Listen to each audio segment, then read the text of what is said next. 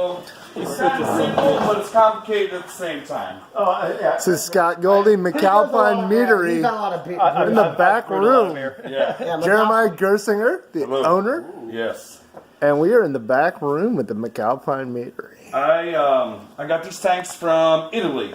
I could have got them from India a lot cheaper, but I chose to get them from Italy because they really care about wine. But they're adjustable.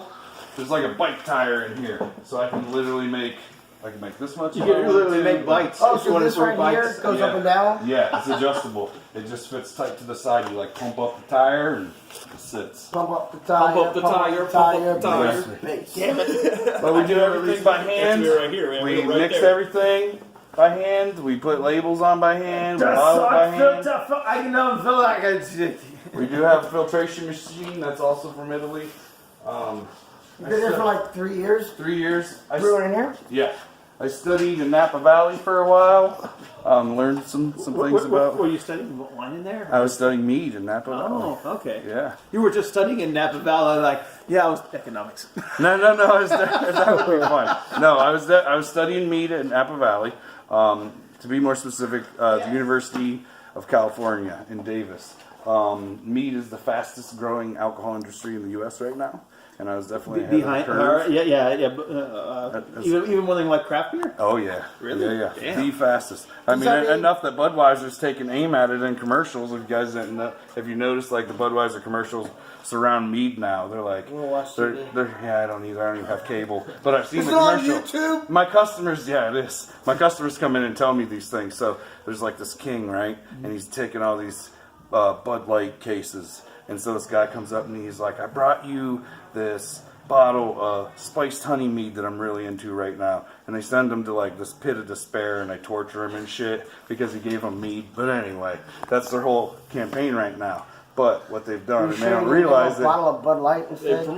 They promoted it. They didn't realize it because any publicity is good publicity, quite frankly. And so 10,000 people are like, "What's mead?"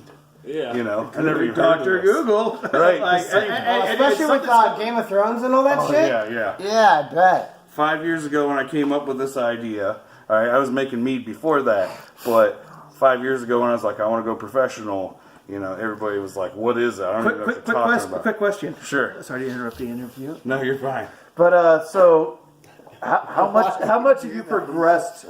Like your mead today versus your mead 5 years ago that was awesome enough that you said, "Fuck yeah." I got lucky.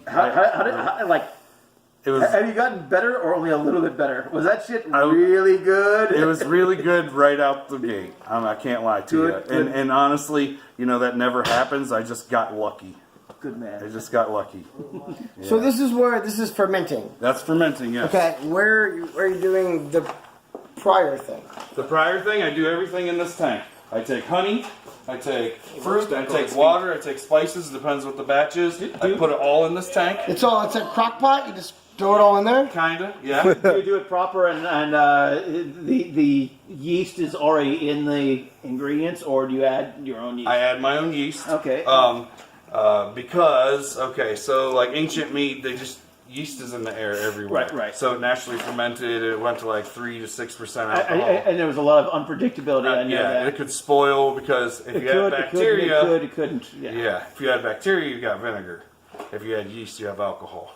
So wine yeast has come a long way. Which is why territories meant something like, oh, you have a Burgundy wine, like, well, yes. Burgundy is, 70-30 yeast to bacteria, so exactly. Burgundy Valley means a good thing, right? And so that was, Yep, exactly. You're exactly right.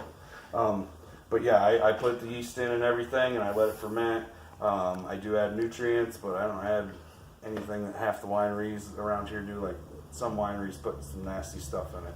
Oh, for real? Just chemicals and all kinds of stuff. What burns me about a lot of that shit is like people try to get the color right, and it's like, so it's not natural, but you brewed it natural, but you have to add color to make it look natural. But it tastes the same. Yeah. But you're adding color to make it look like orange juice. Like whatever. Grape juice is not great.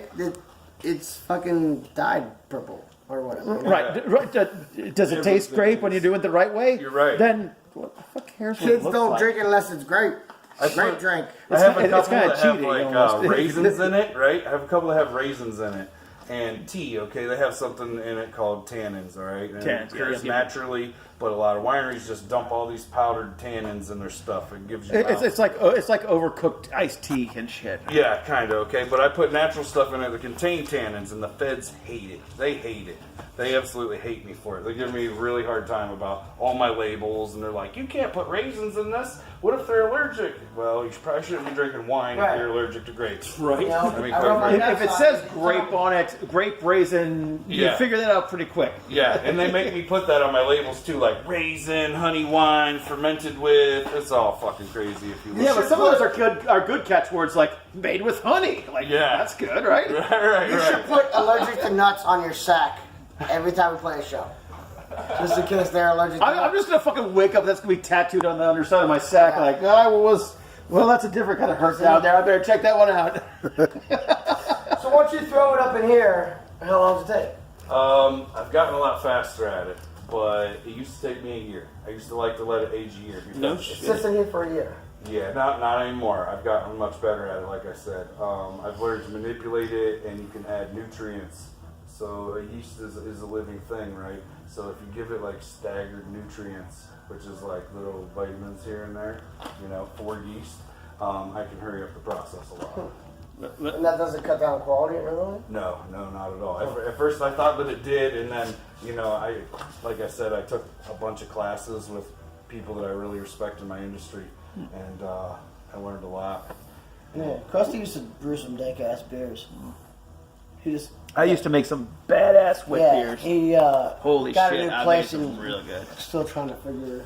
Yeah, the sanitation of the new places. Yeah, we have a Still house not there. venue in the basement, Cool. so we have like 6 bands like once a month. So That's cool. we're not putting beer down there. It's cool, but then again, it just doesn't really translate to a sanitary environment. Sure. Like dirty scums, fucking sitting and pooping and peeing everywhere and drinking everywhere and spilling We everywhere. should and probably start growing mushrooms instead. They're a very fungal environment. Oh God, we'll just grow it on the one guy, Hudson. We'll grow it on him. We can probably grow mushrooms on Mark, actually. Oh my God, he ain't moving till it. Okay. And that's how we do mead. Yes, sir. All Thank you. right.